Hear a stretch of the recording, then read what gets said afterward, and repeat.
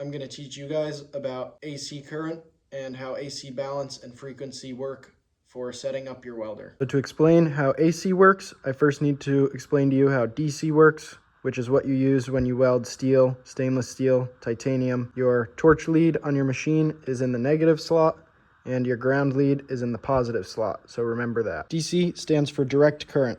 The current always flows in one direction, and the current always flows from the negative to the positive.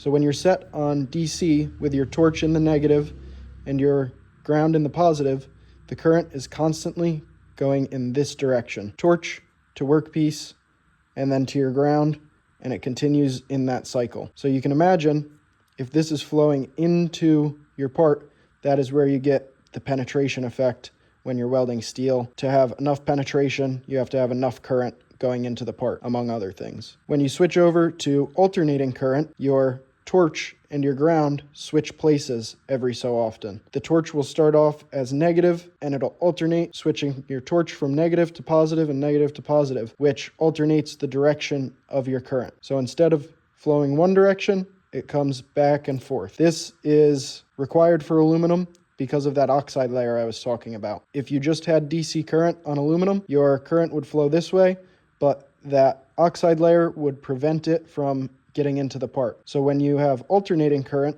the current flows this way and breaks that oxide layer so that it can then flow this way and penetrate into your part.